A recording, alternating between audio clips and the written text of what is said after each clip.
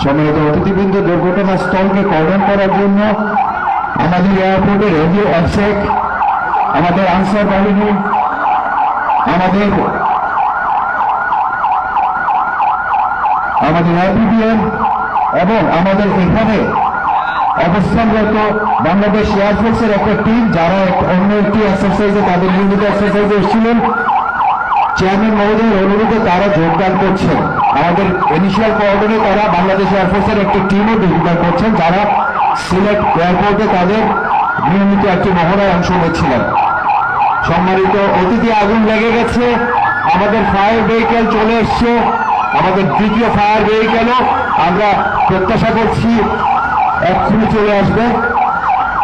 আপনারা দেখতে পাচ্ছেন, যেহেতু আগুনটি বাতাসের কারণে পূর্ব দিক থেকে আগুনটি বেড়ে যাচ্ছে, সেই জন্য ফায়ার ভেহিকেল অবস্থান নিয়েছে পূর্ব দিকে, যাতে যারা অগ্নি নির্বাপন করবেন তাদের যেন কোনো ক্ষতি না হয়।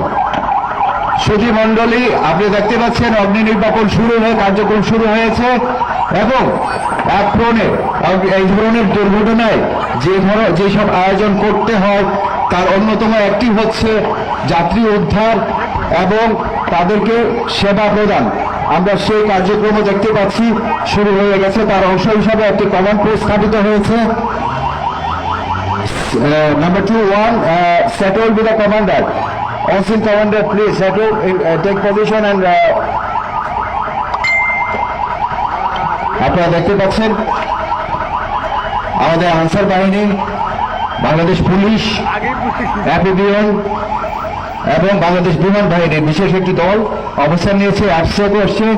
সুধীমণ্ডলী, আমাদের মাঝে উপস্থিত হয়েছে র্যাব 9-এর একটি দল, যাদের টহল টিমকে অনুরোধ করাতে তারা এসে যোগদান করেছেন।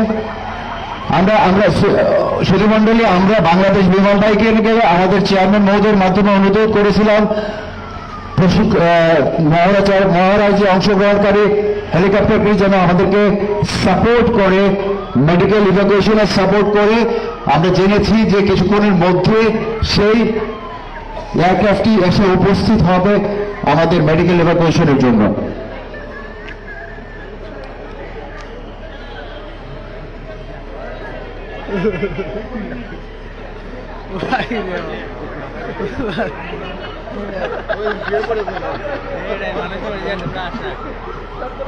সুধীমণ্ডলী, আমরা শুনতে পাচ্ছি যে Bangladesh fire service and civil defence, যেহেতু আমরা অনেক আগেই জানিয়েছিলাম যে আমাদের একটা দুর্ঘটনা, আমরা মনে করছি যে একটা দুর্ঘটনা ঘটতে পারে।